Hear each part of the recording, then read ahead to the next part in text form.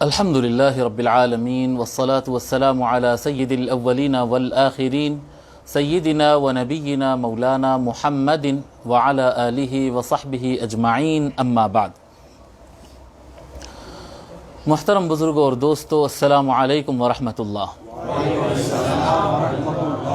اللہ تبارک و تعالیٰ کا یہ فضل و احسان ہے کہ آج ہم اہل اللہ کی محفل میں اور اس خانقاہ طریقت میں حضرت پیر صاحب کی صدارت میں یہ محفل میں ہم جمع ہیں، اور میں تمام علماء کا بالخصوص ہمارے مولانا شفیق صاحب کا بھی شکر گزار ہوں کہ ماشاءاللہ اتنی متبرک محفل اور اہل بیت کی محبت سے سرشار محفل انہوں نے آنن فانن جمائی ہے۔ اللہ تبارک و تعالی تمام حاضرین کو برکت عنایت فرمائے اور ہمارا یہ جمع ہونا قبول فرمائے۔ ویسے اتنا محبت اہل بیت یہاں پر ہے، اور یقیناً پیر صاحب قبلہ بھی آپ حضرات سے مواعظ فرماتے ہوں گے، پھر علماء کرام بھی ہے فرماتے ہیں۔ بس اہل بیت کی غلامی اور اہل بیت سے محبت کے طور پر استبراکاً چند باتیں، ایک دو باتیں انشاءاللہ تعالی حصول برکت کے لیے میں بھی عرض کر دیتا ہوں۔ ویسے کوئی ضرورت تو نہیں ہے، الحمدللہ علماء کرام نے کوئی کمی نہیں کی ہے، اپنا حصہ ادا کرنے کے لیے تھوڑے سے باتیں میں بھی عرض کر دیتا ہوں۔ دیکھیے، حضور اکرم صلی اللہ علیہ وآلہ وسلم ہی اصل ہادی ہے۔ اللہ تبارک و تعالی قرآن کریم میں ارشاد فرمایا، وَإِنَّكَ لَتَهْدِي إِلَى صِرَاطٍ مُسْتَقِيمٍ، بے شک یقیناً آپ ہی صراط مستقیم کی ہدایت دیتے ہیں۔ نبی اکرم صلی اللہ علیہ وآلہ وسلم سے فرمایا اللہ تعالیٰ نے اِنَّكَ لَتَهْدِي، اور یہ آیت کریمہ میں اِنَّا اور لا دو تاکید ہے، مطلب ڈبل ڈبل فرما رہا ہے اللہ تبارک و تعالیٰ، یقیناً بے شک آپ ہی، ڈبل ڈبل فرما رہا ہے، ایک مرتبہ نہیں فرما رہا کہ اے محبوب آپ ہدایت دیتے ہیں صراط مستقیم کا، نہیں، فرمایا یقیناً، اور یقیناً بار بار دہرا کر آپ ہی ہدایت دیتے ہیں صراط مستقیم۔ اور آقا صلی اللہ علیہ وآلہ وسلم کے علاوہ اللہ تبارک و تعالیٰ نے قرآن کریم کے لیے لفظ استعمال کیا ہے کہ یہ صراط مستقیم کی ہدایت دیتا ہے۔ قرآن کریم میں ایک تو قرآن کریم ہدایت دے گا صحیح راہ کے لیے، اور ایک حضور اکرم صلی اللہ علیہ وآلہ وسلم کی ذات مبارکہ ہے جو ہدایت دیتی۔ حضور اکرم صلی اللہ علیہ وآلہ وسلم یہ ساری امت کے نبی ہے۔ یقینی بات ہے کہ جو سرکار کا زمانہ پائے اور جو اس زمانے میں پیدا ہوئے، اللہ نے ان پر کرم کیا، وہ اس زمانے میں پیدا ہوئے، وہ کلمہ پڑھے تو سرکار کو اپنی آنکھوں سے دیکھ بھی لیے، سرکار کی صحبت میں بھی رہ گئے۔ لیکن اس کا مطلب یہ نہیں ہے کہ آقا علیہ وآلہ السلام صرف ان کے نبی تھے، صرف ان کے ہادی تھے، ایسی بات تو نہیں ہے۔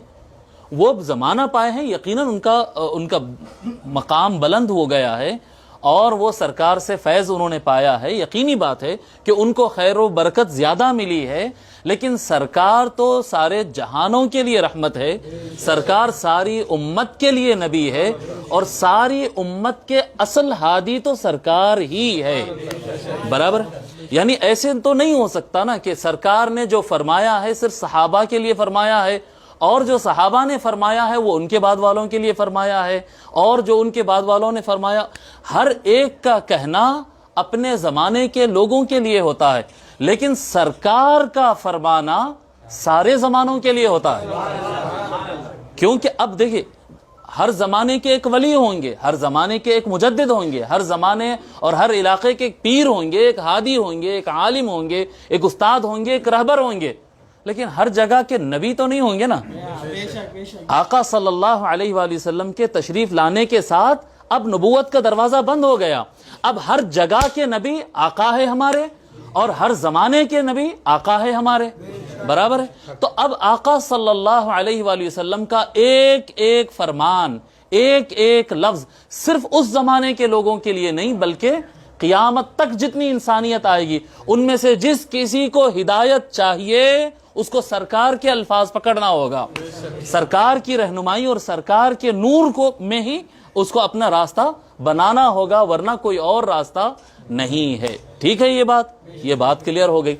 اب آقا صلی اللہ علیہ وآلہ وسلم کی ذات مبارکہ وہ ہے جن پر اللہ تبارک و تعالیٰ کے حکم نازل ہوتے، حکم نازل ہوتا، اللہ تبارک و تعالیٰ کی طرف سے وحی آتی ہے، اللہ تبارک و تعالیٰ کے جو احکام ہوتے ہیں الفاظ کی شکل میں، معانی کی شکل میں، جو کچھ ہوتا ہے وہ آقا صلی اللہ علیہ وآلہ وسلم بیان فرماتے چلے جاتے۔ مسئلہ یہ ہے کہ جب آقا پر کوئی چیز نازل ہو اور آقا فرمائیں اور لوگ اس پر عمل کر لیں، یہ ایک صورت الگ ہوتی ہے۔ ایک صورت یہ ہوتی ہے کہ وہ آقا علیہ وآلہ الصلاۃ والسلام کہ اس دنیا سے پردہ فرمانے کے بعد اس حکم پر لوگ کتنا درست عمل کرتے ہیں یا کتنا غلط ہو جاتے ہیں۔ دیکھیے، سابقہ انبیاء کے ساتھ یہ سابقہ انبیاء کی قوموں نے، امتوں نے یہ پرابلم کیا تھا کہ نبی کے آنے پر ایک تو وہ طبقہ ہوتا جو نبی کو نہیں مانتے ہیں، موسیٰ علیہ السلام، نوح علیہ السلام، ابراہیم علیہ السلام، سارے انبیاء کی بات کر رہا ہوں۔ ایک تو طبقہ وہ ہوتا ہے جو جب اسلام نبی اللہ کا نبی پیش کرتا ہے تو ایک طبقہ ہوتا ہے وہ جو نہیں مانتا ہے، ان کو تو کافر کہتے ہیں۔ ایک طبقہ وہ ہوتا ہے جو اس نبی کے ہاتھ پر اسلام قبول کر لیتا ہے۔ پھر نبی کے پردہ فرمانے کے بعد لوگ کیا کرتے ہیں؟ کچھ لوگ نبیوں کے انبیاء کی تعلیم کو بھول جاتے ہیں اور کچھ لوگ ہیں جو نبی کی تعلیمات کو چینج کر دیتے ہیں۔ یہ ہوا نا، یہ ہر زمانے میں ہوا ہے، ہر نبی کے ساتھ ہوا ہے۔ آخری ہمارے آقا علیہ وآلہ الصلوۃ والسلام سے پہلے حضرت عیسیٰ علیہ السلام جو تشریف لائے ان کے ساتھ بھی یہی ہوا ہے۔ ہر ایک کے پیروکار، فالوورز، ان کا کلمہ پڑھنے والے، کلمہ نہیں پڑھنے والوں کی تو ہم بات ہی نہیں کر رہے ہیں ابھی، جو کلمہ پڑھنے والے تھے ان میں دو کیٹیگری بن گئے۔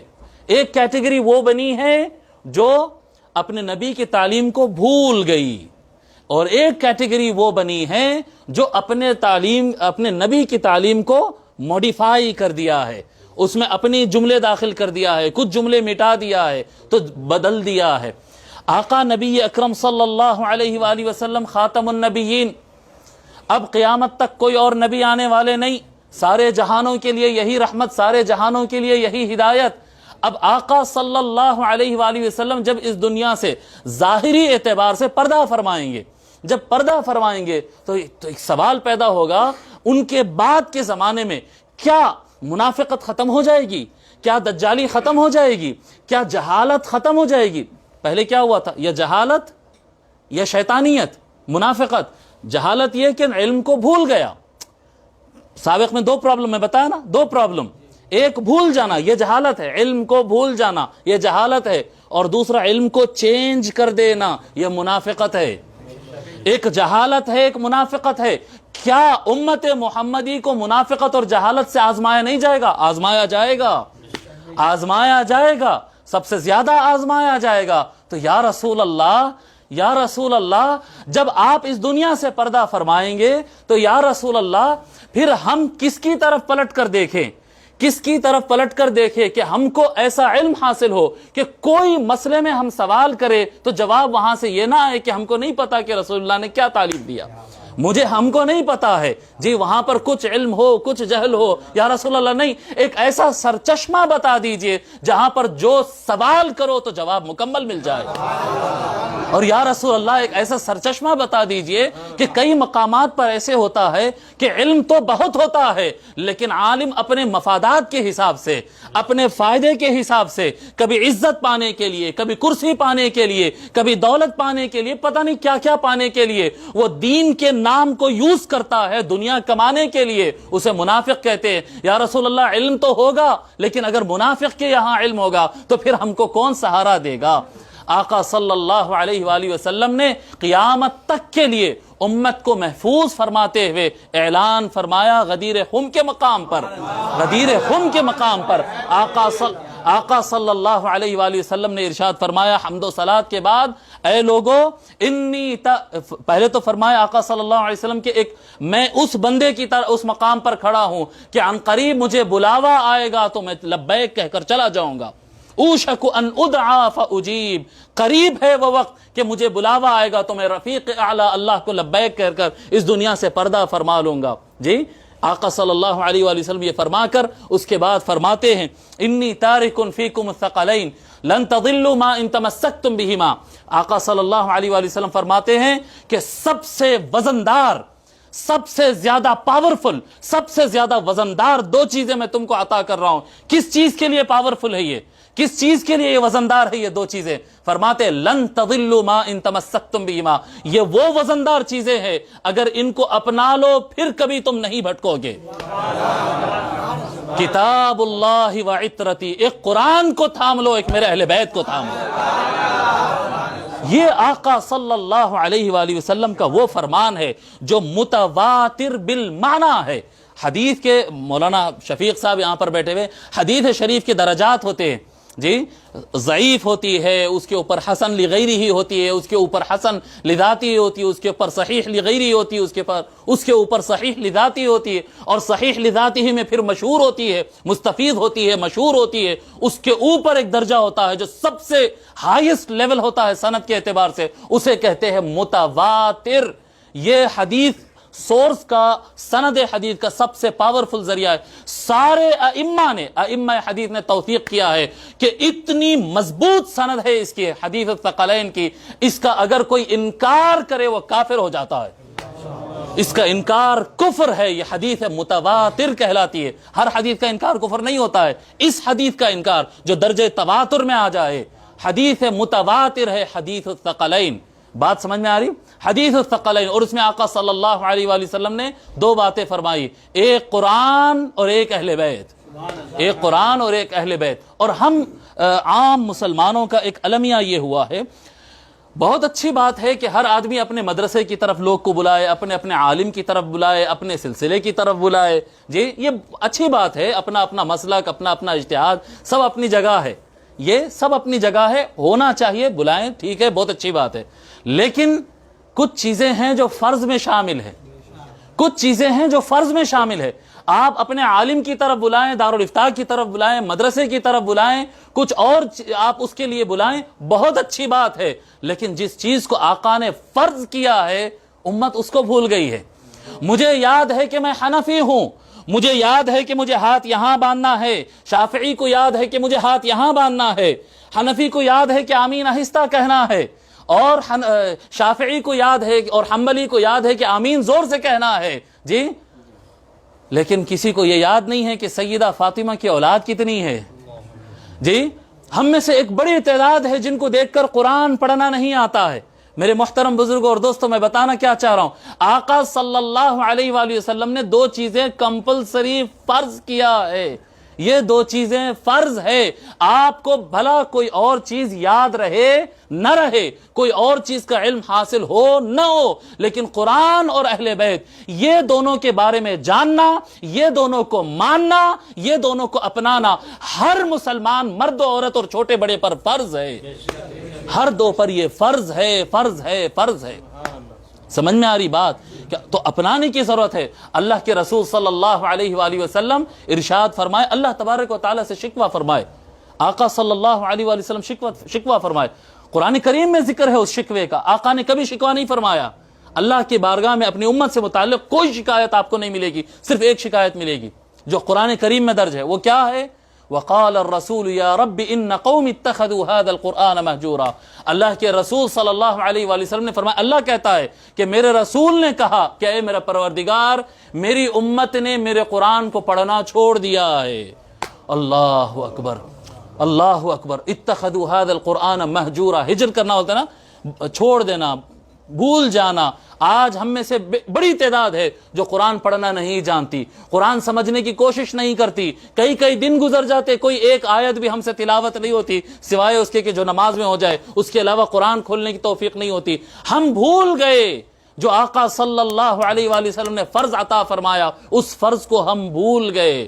نمبر ایک یہ بات ہو گئی، اور نمبر دو آقا صلی اللہ علیہ وآلہ وسلم نے اہل بیت کا کیا کہتے ہیں حکم فرمایا کہ اہل بیت، اور آقا صلی اللہ علیہ وآلہ وسلم نے آج سے نہیں، آج کے لیے نہیں، اسی زمانے میں جب کہ آقا صلی اللہ علیہ وآلہ وسلم کے اطراف میں ہزاروں صحابہ اور لاکھوں مسلمان آ چکے تھے، اس دور میں آقا صلی اللہ علیہ وآلہ وسلم بار بار تاکید فرماتے، جی اللہ کا خوف رکھو، اور ارقبوا علی محمد فی اہلہ، کہ جب میرے اہل بیت سے معاملہ کرو، جب میرے اہل بیت کی طرف دیکھو، علی کو دیکھو، فاطمہ کو دیکھو، حسن حسین کو دیکھو، ان کو یاد کرو، تو ان کے اندر مجھے تلاش کرنا۔ یا رسول اللہ پردہ فرمانے کے بعد آپ کہاں ملتے ہیں؟ علی کا چہرہ دیکھو میں وہاں ملتا ہوں، حسن و حسین کا چہرہ دیکھو میں وہاں پر ملتا ہوں، سیدہ فاطمہ کو دیکھو وہاں پر میں ملتا ہوں، در فاطمہ پہ مصطفیٰ ملیں گے۔ جی مولا علی علیہ السلام میں آقا صلی اللہ علیہ وآلہ وسلم نے جو فضائل بیان کیے، جی ابھی ہمارے بھائی جو ہے ایک شعر پڑھ رہے تھے کہ نبی کے بعد سب سے اعلیٰ بشر، مجھے شعر یاد نہیں رہتے، سب سے اعلیٰ بشر جو ہے مولا علی علیہ السلام۔ یہ عجب معاملہ ہے، یہ عجب معاملہ ہے۔ میں ایک بات چھوٹا سا اس میں عرض کر دیتا ہوں، سارے ائمہ حدیث کا اس بات پر اتفاق ہے۔ یہ آپ دیکھیں نا ظلم جو ہوتا ہے، یہ کیا کہتے ہیں، میں اکثر بولتا ہوں یہ مولانا پارٹی کا ظلم ہوا ہے۔ یہ مولانا پارٹیوں ملا پارٹی کا یہ بڑا ظلم ہوتا ہے ہمارے اوپر، بڑا ظلم ہوتا ہے کہ اگر کوئی علی کو افضل کہہ دے تو پھر اس کو کہتے ہیں کہ یہ بدعتی ہو گیا، یہ اہل سنت سے خارج ہو گیا، یہ اجماع کے خلاف ہو گیا۔ ارے بھائی تو آپ خود سنا دینا موقف کیا ہے۔ سارے محدثین اس بات پر متفق ہیں کہ رسول اکرم صلی اللہ علیہ وآلہ وسلم نے مولا علی کی فضیلت میں جتنے احادیث بیان کیے ہیں کسی اور کی فضیلت میں اتنے حدیث نہیں ہیں۔ کوئی ایک امام حدیث، کوئی دو امام حدیث کی بات نہیں کر رہا ہوں، سارے محدثین، سارے ائمہ حدیث، کسی امام نے اس بات کی مخالفت نہیں کی۔ سب سے سرکار کی زبان مبارک پر سب سے زیادہ فضائل مولا علی کے ہیں، اور مولانوں کی ترتیب اپنی جگہ ہے۔ تو اب ہم اس پہ گفتگو نہیں کرتے، دونوں اہل سنت کے، ہم اس سے اختلاف اور انتشار کی بات نہیں ہے۔ ہم یہ کہتے ہیں کہ آقا نے جس کی سب سے زیادہ تعریف کی ہے ہم اس کو افضل سمجھتے، یہ ہمارا موقف ہے۔ بھئی اب علماء کا جو موقف ہے وہ اپنا موقف ظاہر بھی کرے، غصہ آ جائے تو فتویٰ بھی دے دیں، اس سے کوئی زیادہ فرق پڑتا نہیں ہے۔ جی آقا کے فرمان کے ہم تابع ہے، بس ہمارا دل مطمئن ہے۔ کیا فرماتے حضرت؟ آقا نے سب سے زیادہ تعریف کس کی ہے؟ مولا علی کی۔ تو ہم سب سے زیادہ تعریف کس کے کریں گے؟ مولا علی کی۔ بس اب ٹھیک ہے، اب باقی علماء کرام ہیں، بڑے لوگ ہیں، ہم کیا بولیں گے؟ ہم چھوٹے لوگ ہیں، ہم کیا بول سکتے ہیں؟ تو آقا صلی اللہ علیہ وآلہ وسلم نے اہل بیت کا نام لیا، اور اہل بیت کے اندر دیکھیے اہل بیت میں اور ممبرس بھی آتے ہیں۔ اہل بیت میں آقا صلی اللہ علیہ وآلہ وسلم کے چچائے آتے، حضرت سیدنا ابو طالب ہے، حضرت سیدنا حمزہ ہے، حضرت سیدنا عباس ہے، اور آقا صلی اللہ علیہ وآلہ وسلم کے جو فرسٹ کزنس ہیں، چچیرے بھائی، چاچا کے اولاد جو ہوتی ہیں، جی حضرت عقیل ہے، اور حضرت جعفر ہے، اور حضرت عبداللہ ابن عباس ہے، فضل ہے، فضیل ہے، قطم ہے، بہت سارے جو ہے یہ سارے اہل بیت کے اندر آتے ہیں۔ لیکن اہل بیت کے اندر بھی، اور امہات المؤمنین بھی اہل بیت میں آتے ہیں، اور آقا صلی اللہ علیہ وآلہ وسلم نے اہل بیت کے اندر پھر ایک اسپیشل کیٹیگری بنائے، ایک خصوصی مقام عطا فرمائے۔ اہل بیت کے اندر خصوصی مقام عطا فرمائے۔ کس کو عطا فرمائے؟ آپ سبھی جانتے ہیں آقا صلی اللہ علیہ وآلہ وسلم اپنی شال مبارک کے اندر ایک شال میں اپنے علاوہ مولا علی، سیدہ فاطمہ، امام حسن اور امام حسین کو لیے، اور یہ پنجتن پاک کو ایک شال میں لیے اور فرمائے اللہم ہؤلاء اہل بیتی۔ تو سارے اہل بیت کے اندر آل عبا خاص الخاص بن گئے، اور آل عبا ہی وہ افراد ہے جن کے بارے میں آقا صلی اللہ علیہ وآلہ وسلم ہر کسی کے لیے فرمایا ہے کہ میں ان سے ہوں اور وہ مجھ سے ہے۔ جی میں ان سے ہوں وہ مجھ سے ہے فرمائیں، اور آقا صلی اللہ علیہ وآلہ وسلم نے فرمایا کہ ان سے محبت کرنا مجھ سے محبت کرنا ہے، جو ان سے محبت نہ کرے وہ مجھ سے محبت نہیں کرتا ہے۔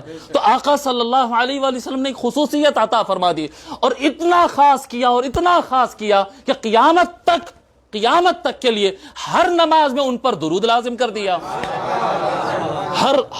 اب مسئلہ یہ ہو گیا کہ آقا صلی اللہ علیہ وآلہ وسلم جب آیت کریمہ نازل ہوئی قُلْ لَا أَسْأَلُكُمْ عَلَيْهِ أَجْرًا إِلَّا الْمَوَدَّةَ فِي الْقُرْبَى، اللہ تبارک و تعالیٰ نے فرمایا، سارے انبیاء کا شیوا کیا ہوتا کہ جب جو کچھ کام کرتے ہیں وہ صرف اللہ کے لیے کرتے، ان کی کوئی غرض اور مقصد ہوتا نہیں، برابر ہے۔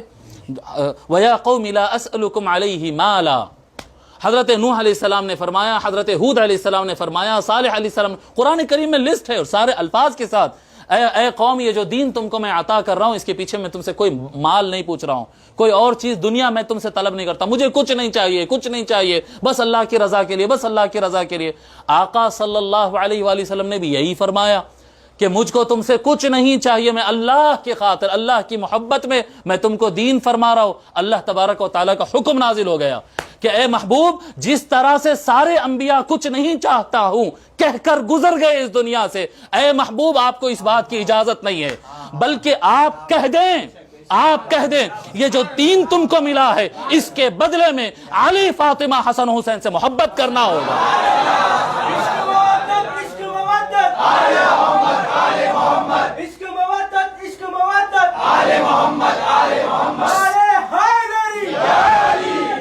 سارے انبیاء کا معاملہ الگ رہا اور آقا علیہ وآلہ السلام کا معاملہ الگ رہا، اور اس میں بھی حکمت ہے، اس میں بھی حکمت ہے۔ حکمت کیا ہے صاحب؟ اس کے اندر حکمت کیا ہے؟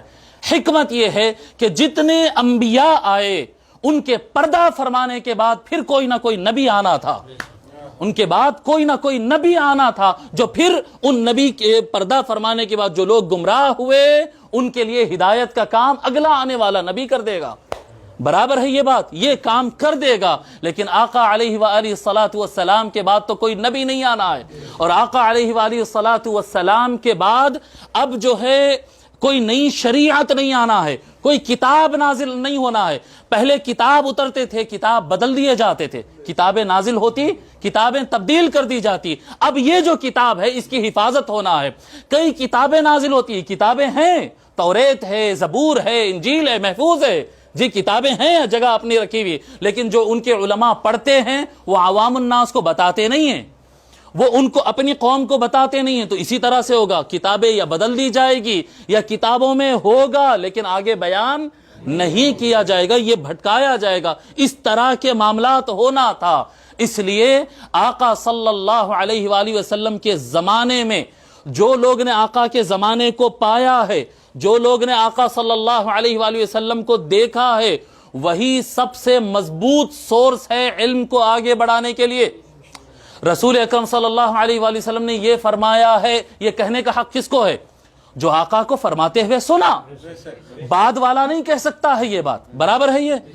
اب آقا صلی اللہ علیہ وآلہ وسلم کے پردہ فرمانے کے بعد آپ تو جانتے ہیں ان من اصحابی منافقون، آقا صلی اللہ علیہ وآلہ وسلم فرماتے کہ میرے صحابہ میں، یعنی میرے صحابہ میں مطلب میرے نام کا کلمہ پڑے ہیں، لگتے ہیں میرے صحابہ جیسے، اور میرے ارد گرد آگے پیچھے آتے جاتے ہیں، میرے پیچھے نماز پڑھتے ہیں، لیکن تم نہیں جانتے ان میں سے کئی منافق ہے۔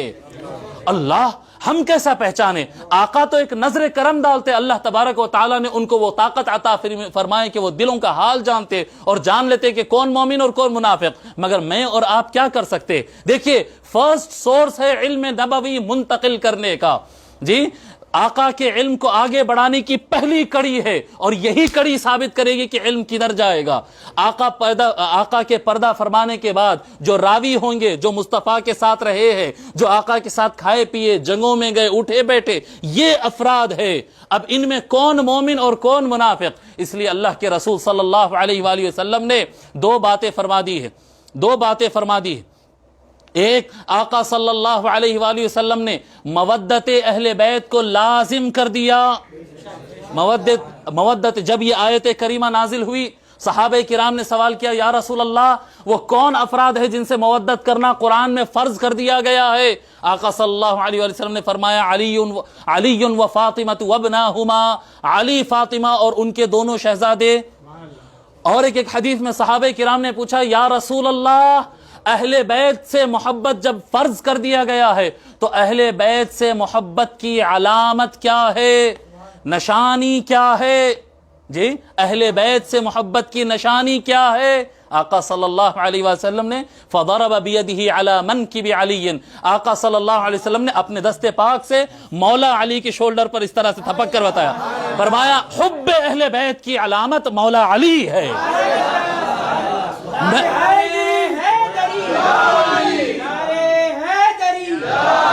میں آپ کو بتاؤں، آج کے زمانے میں بتا رہا ہوں، بہت سارے لوگ ہوں گے جو سیدنا امام حسن علیہ السلام کے فضائل بولنے کے لیے کھڑے ہو جائیں گے، لیکن کہیں نہ کہیں ان کے دل میں کچھ باقی رہے گا۔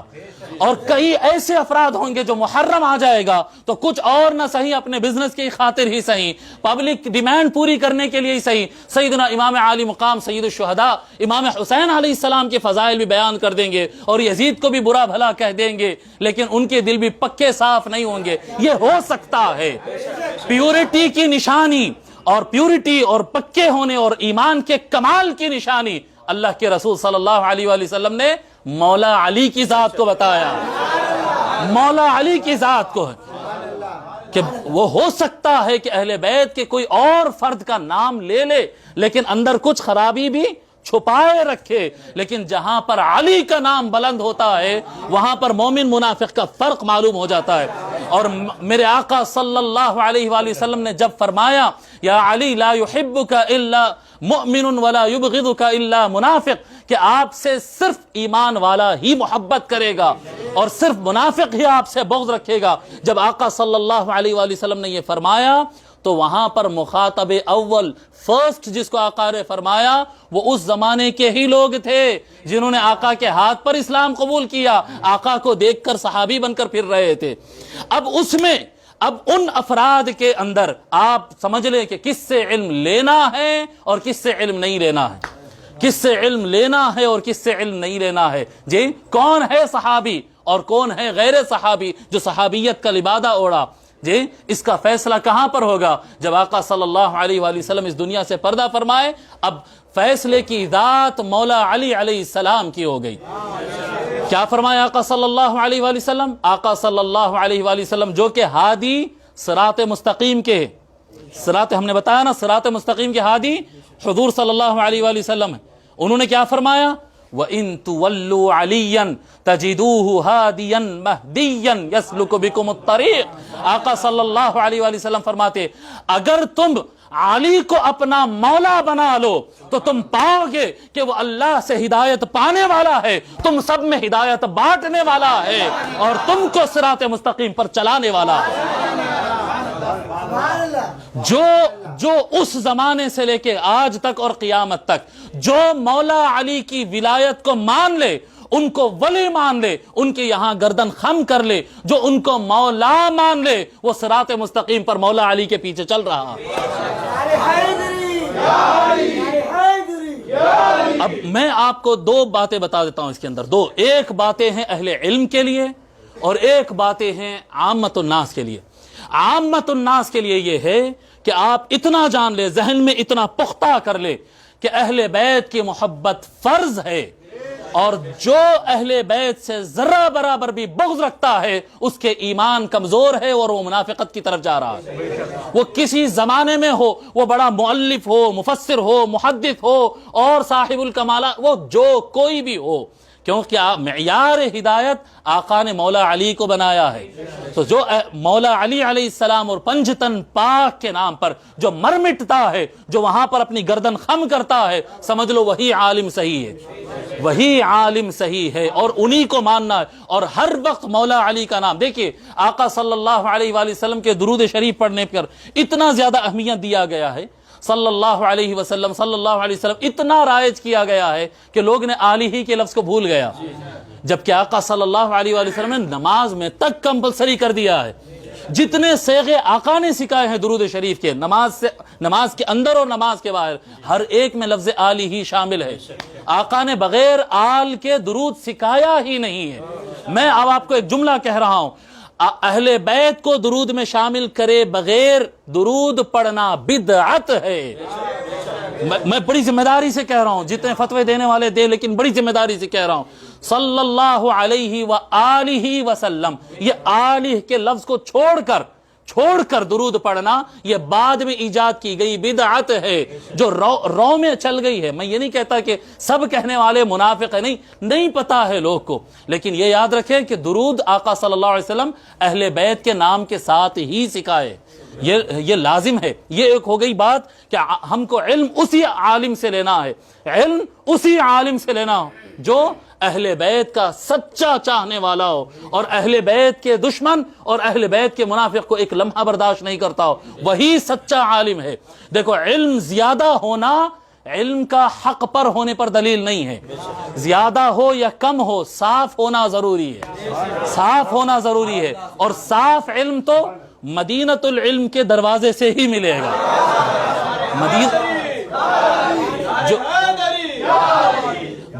انا مدینۃ العلم وعلی بابها، میں علم کا شہر ہوں، علی اس کا دروازہ ہے. کس سے فرمایا آقا صلی اللہ علیہ وسلم؟ صحابہ سے فرمائے، آقا صلی اللہ علیہ وسلم صحابہ سے فرمائے. سو جو صحابہ آپ دیکھیں اکابر، سارے صحابہ، میں مولانا ڈاکٹر علی مشرف جائزی صاحب کا ایک خطاب سن رہا تھا، ہمارے کانفرنس میں تشریف لائے تھے. انہوں نے فرمایا کہ اہل علم سارے اکابر صحابہ کا، کسی کا زیادہ یا کسی کا کم، لیکن ہر ایک کا مسئلے سوال کرنے میں مولا علی کے پاس جانا ثابت ہے. ہر چھوٹے بڑے صحابی نے کسی نہ کسی وقت پر مولا علی سے مسئلہ دریافت کیا ہے. اور یہ بھی بات ثابت ہے، موثوق ہے، مؤکد ہے کہ مولا علی علیہ السلام نے سوائے آقا سے کسی سوال نہیں کیا ہے. سوائے آقا کے کسی سے مولا علی علیہ السلام نے سوال ہی نہیں کیا ہے کہ علم کے شہر کا دروازہ ہی وہ ہے. اب کائنات کو جو علم بٹنا ہے تو بٹنا یہاں سے، وہ پوچھیں گے تو صرف آقا سے پوچھیں گے. تو یہ ہو گئی بات. اور ایک بات علماء کے لیے، اہل علم کے لیے، کہ اہل علم کے لیے لازم ہے، دیکھیے کیوں، علم جو حاصل کیا جاتا ہے وہ پہلے زمانے سے حاصل کیا جائے گا. بعد کے علم صرف کاپی ہے، آگے جتنا بڑھ رہا ہے کاپی. اس کی فرسٹ پرنٹ جو ہے نا، ماسٹر کاپی، وہ ہے زمانے صحابہ میں، جو آقا صلی اللہ علیہ وآلہ وسلم نے ڈائریکٹ عطا فرمایا. بعد میں نقل ہے، صرف جو ڈائریکٹ دیے ہیں وہ آقا صلی اللہ علیہ وسلم نے دیا، اور آقا صلی اللہ علیہ وآلہ وسلم نے صحابہ کرام کو عطا فرمایا. اہل بیت صحابہ سارے یہ ہے. عالم کے لیے لازم ہے، ایک عالم کے لیے لازم ہے، ہر عالم کے لیے کہہ رہا ہوں، یہ ویڈیو ریکارڈ ہو رہا ہے، پتہ نہیں شاید لائیو بھی جا رہا ہوگا جی، میں ہر عالم کو یہ نصیحت کرتا ہوں، مولوی ہو، عالم ہو، فاضل ہو، وہ قرآن پڑھتا ہے، وہ حدیث پڑھتا ہے، وہ تفسیر پڑھتا ہے، وہ فقہ پڑھتا ہے، وہ کلام منطق پڑھتا ہے، مختلف لینگویجز پڑھتا ہے، آداب پڑھتا ہے، لیکن اس زمانے کے واقعات کو نہیں پڑھتے اور فوراً یہ کہہ دیتے نہیں وہ مشاجرات صحابہ ہے اور اختلاف صحابہ ہے، اس سے کف لسان کرنا. بالکل عامت الناس کو کف لسان کرنا چاہیے، کیونکہ ڈیٹیل میں وہ پڑھ نہیں پائیں گے، لیکن ہر عالم پر لازم ہے کہ وہ سارے حالات، وہ مکی زندگی، وہ مدنی زندگی، وہ آقا کے پردہ فرمانے پر جو حالات ہوئے، وہ خلافت راشدہ کے زمانے میں کیا ہوا، اور خلافت راشدہ کے خاتمہ اور ملک عدود کے قیام پر کیا ہوا، کس نے کیا رول ادا کیا، کون کتنا سچا تھا، کون کتنا سچا نہیں تھا، کس نے آقا کے قرب میں رہا، کس نے آقا کے قرب میں نہیں رہا، کلمہ پڑھ لیا اور دور بھاگ گیا، اور کون وہ تھے جو آقا کی بات سنے اور اس پر عمل بھی کیے، اپنائے بھی، اور کون وہ تھے جو آقا کی بات تو سنے لیکن آقا پردہ فرمانے کے بعد پھر اہل بیت کے ساتھ ظلم کا معاملہ کیا.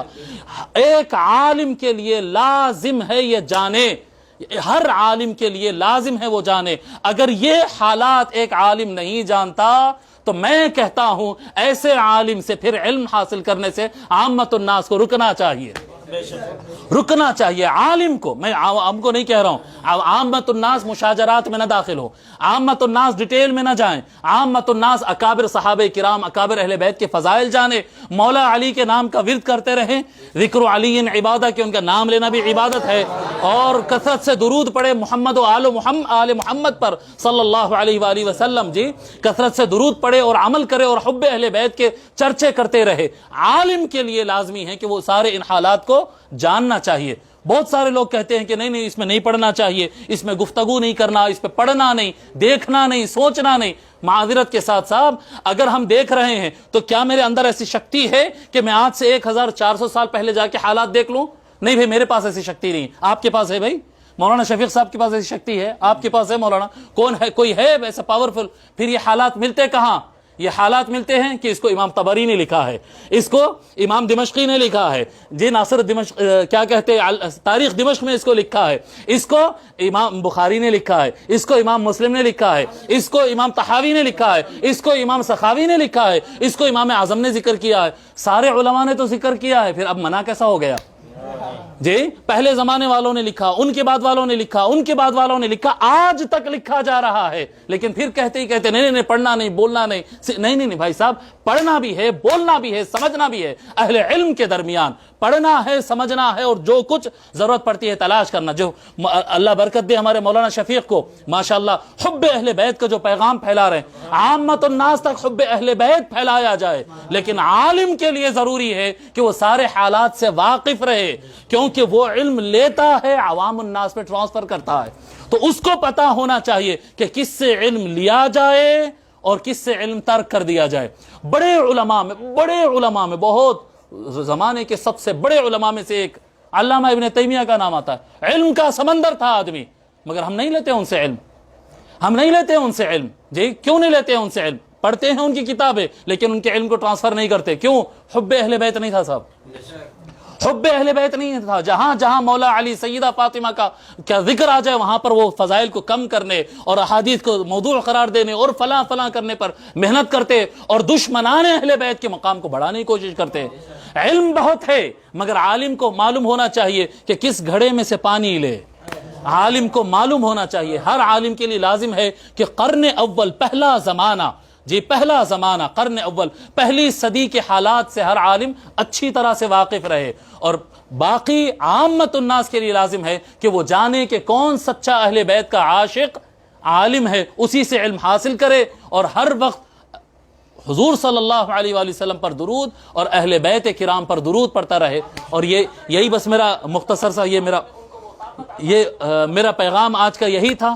بس اہل بیت کرام صلی اللہ، اہل بیت کرام علیہ وعلی نبینا الصلاۃ والسلام ایک ایسا مقام ہے جو ہمارے ایمان کا مرکز ہے. اور یہ آقا صلی اللہ علیہ وآلہ وسلم کی عام طور پر ساری امت کے لیے یہ آخری وصیت ہے. آقا صلی اللہ علیہ وآلہ وسلم نے فرمایا، ایک حدیث شریف سنا کر اپنی بات کو ختم کرتا ہوں. آقا صلی اللہ علیہ وآلہ وسلم اپنے مکان سے تشریف لا رہے تھے. یا عام طور پر علماء نہیں سناتے یہ حدیث، حالانکہ یہ حدیث صحیح ہے.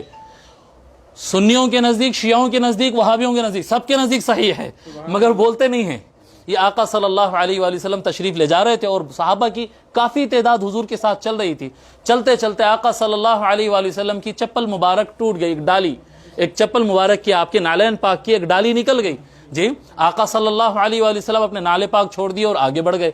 اور مولا علی علیہ السلام وہ نالے پاک لیے اور اس کو جو ہے ان کو مولا علی کو دے دیا آقا نے. جی وہ کہتے ہیں نا، بعض علماء کہتے ہیں کہ مولا علی علیہ السلام کا موقف ایسا تھا کہ آپ ان کو چھوٹے بھائی کہہ دیں تو بھی چلے گا، بڑا بیٹا کہہ دو تو بھی چلے گا، پلے تو آقا کے گود میں ہی ہے نا. بالکل. تو جب اپنے ایک والد کے جب کوئی پرسنل کام ہوتا ہے تو اپنے بیٹے کو ہی دے گا نا. جی یہ اس طرح کا موقع آقا صلی اللہ علیہ وسلم مولا علی کے حوالے کی اور آگے بڑھ گئے. بڑے بڑے صحابہ، سینئر صحابہ، جونیئر صحابہ سبھی تھے اس کے اندر، سب حضور کے ساتھ آگے آگے چلتے چلے گئے. آقا صلی اللہ علیہ وآلہ وسلم فرماتے، ان منکم من یقاتل علی تأویل هذا القرآن کما قاتلت علی تنزیلہ، او کما قال علیہ الصلوۃ والسلام. حضور فرماتے ہیں کہ تمہارے درمیان وہ شخص بھی ہے جو قرآن کے معنی کی حفاظت کے لیے ایسے جہاد کرے گا جیسے قرآن کے نازل ہونے کے لیے میں نے جہاد کیا، شریعت کے آنے کے لیے میں نے جہاد کیا ہے. شریعت کی حفاظت کے لیے کوئی جہاد کرے گا. صحابہ کہتے فاستشرفنا، ہم میں سے ہر آدمی اٹھ کر آگے آنے لگا. یا رسول اللہ وہ میں ہوں کیا؟ یا رسول اللہ وہ میں ہوں کیا؟ بہت سارے روایات ہیں، بہت سارے اسانید سے. جی اس کو امام مسلم نے ذکر کیا ہے اور امام حاکم نے روایت کیا ہے، صحیح السند حدیث ہے. حضرت سیدنا ابو بکر رضی اللہ تعالیٰ عنہ کھڑے ہوئے، یا رسول اللہ کیا میں ہوں وہ جو قرآن کے معنی کی حفاظت کے لیے جہاد کروں گا؟ آقا نے فرمایا نہیں. حضرت سیدنا عمر بن خطاب رضی اللہ تعالیٰ عنہ اٹھ کھڑے ہوئے عرض کرنے لگے، یا رسول اللہ میں ہوں؟ آقا صلی اللہ علیہ وسلم نے فرمایا نہیں. بڑے بڑے صحابہ اٹھ کر سامنے آ رہے، آقا صلی اللہ علیہ وسلم نے فرمایا لا ولیکن خاصف النعل. آقا صلی اللہ علیہ وسلم فرماتے وہ جو میری چپل کو گھانٹ رہا ہے، وہ میرے نالین کو جوڑ رہا ہے، وہ ہوگا. سارے صحابہ کہتے ہم سب دوڑ پڑے، پلٹ کر گئے کہ مولا علی کو جا کر یہ خوشخبری سنائے.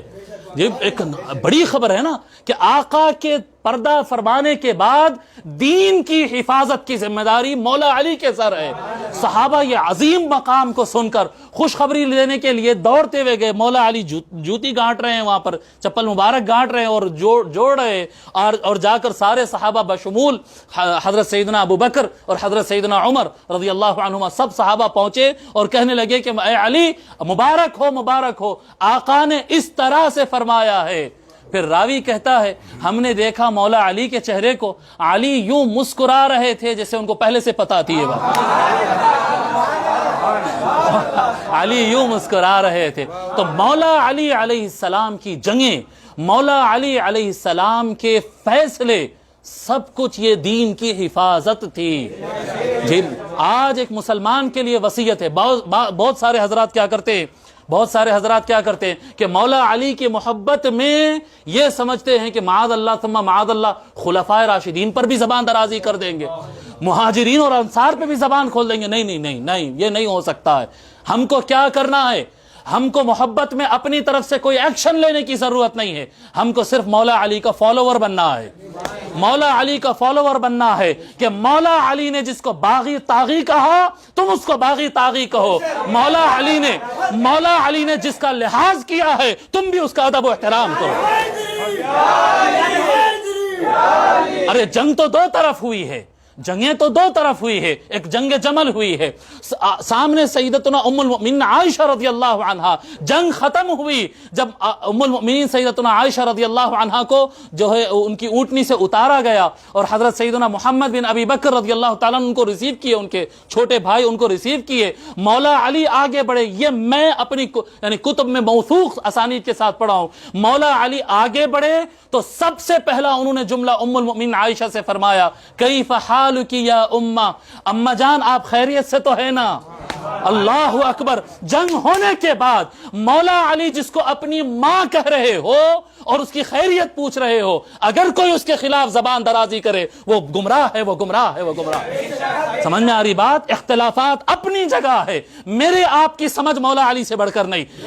جس کو آقا نے اور قرآن نے ساری امت کے لیے ماں ڈکلیئر کیا ہے، اور آقا پیدا فرمانے کے بعد سارے جنگوں کے بعد مولا علی نے ان کو ماں کہہ کر پکارا ہے، کسی مومن کی مجال نہیں ہو سکتی کہ اس پر زبان درازی کرے۔ اور خلفائے راشدین اختلافات اپنی جگہ ہے، لیکن مولا علی علیہ السلام کبھی کسی کو برا بھلا نہیں کہے، مولا علی علیہ السلام کسی کے خلاف تلوار نہیں اٹھائے، مولا علی علیہ السلام کسی کے لیے کوئی غلط جملہ نہیں استعمال کیے۔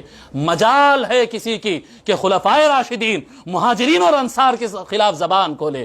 ہاں کچھ لوگ تھے جن سے جنگ ہوتے وقت مولا علی نے کہا ہے، جب کہا گیا کہ ارے سرکار وہ تو قرآن ہاتھ میں اٹھا رہے ہیں، قرآن کو دیکھ کر ہم رک جائیں، تو مولا علی نے اس وقت فرمایا تو میں نے ان کا بچپن دیکھا، میں نے ان کی جوانی دیکھی ہے، یہ وہ لوگ ہیں جن کا نہ کوئی دین ہے نہ ان کا کوئی مذہب و ایمان ہے، تو جن کا کوئی دین و دھرم نہیں ہے، جن کو باغی اور طاغی سرکار نے فرمایا ہے، ان سے ہمارا کوئی تعلق نہیں ہے، اور جن کا لحاظ مولا علی نے کیا ہے، اختلاف کے باوجود جن کا احترام کیا ہے، ادب کیا ہے، ان کی فضیلت جانی ہے، ہم پر بھی ان کی فضیلت ماننا اور ان کو اپنا بزرگ اور بڑا ماننا واجب ہے۔ جی آقا صلی اللہ علیہ وسلم نے خلفائے راشدین مہاجرین اور انصار کی فضیلت بیان کی ہے، مولا علی نے بھی اس کو پورا کر کے بتایا ہے۔ یہ اگر کوئی کہے نہیں وہ مولا علی سے ان کا اختلاف ہوا، میں ان کو نہیں مانتا، نہیں بھائی آپ کی اتنی اوقات نہیں ہے، میرے آپ کی اتنی اوقات نہیں ہے کہ ان سے متعلق گفتگو کرے جن کا مولا علی نے لحاظ کیا، جن کا مولا علی علیہ السلام نے۔ ایک روایت شیخ الاسلام علامہ طاہر القادری صاحب نے نقل فرمائی، اور وہ موثق روایت ہے کہ ایک مرتبہ کی بات ہے، خلافت خلیفہ اول کے زمانے میں حضرت سیدنا ابو بکر صدیق رضی اللہ عنہ جب بالکل وفات کے قریب تھے آپ، اور کافی علیل ہو چکے، کمزور ہو چکے تھے، آپ تھوڑا قد میں زیادہ تھے اور دبلے تھے، تو آپ کی بیک بون کا پرابلم آ گیا تھا، آپ کو پیٹ میں یہ جو سلپ ڈسک وغیرہ کے ہوتے ہیں نا درد، اس طرح کا درد آپ کو آ گیا تھا۔ تو مولا علی علیہ السلام ایک مرتبہ خود تشریف لے گئے، اور تاریخ میں یہ بات لکھی ہے کہ وہ چراغ جو ہوتا نا، چراغ لگا کر اس سے مولا علی علیہ السلام اپنا ہاتھ گرم کرتے اور سیدنا ابو بکر صدیق رضی اللہ عنہ کی پیٹھ مبارک کو سیکا دیتے۔ آپ دیکھیں اختلاف اپنی جگہ ہے، لیکن ان کا کنیکشن، ان کی تعلقات، ان کی گہرائی، کوئی آپ کو آج کے زمانے میں آ کر کوئی گمراہ نہ کر دے۔ جی بس ہم کو کیا کرنا ہے؟ مولا علی کو فالو کرنا ہے، بس مولا علی کو فالو کرنا ہے۔ اللہ تبارک و تعالی ہم سب کا جمع ہونا قبول فرمائے، ہم کو خوب برکتیں عطا فرمائے۔ اگر بات لمبی کر دی ہوں تو میں معافی چاہتا ہوں۔ اللہ تبارک و تعالی ہم سب کو پیر صاحب کی صدارت ہمیشہ ہمارے پر قائم رکھے، اور علماء کرام کے علم سے ہم سب کو مستفید ہونے کا موقع عنایت فرمائے۔ وصلی اللہ تعالی وسلم علی خیر خلقہ سیدنا محمد وعلی آلہ وصحبہ اجمعین، والحمد للہ رب العالمین۔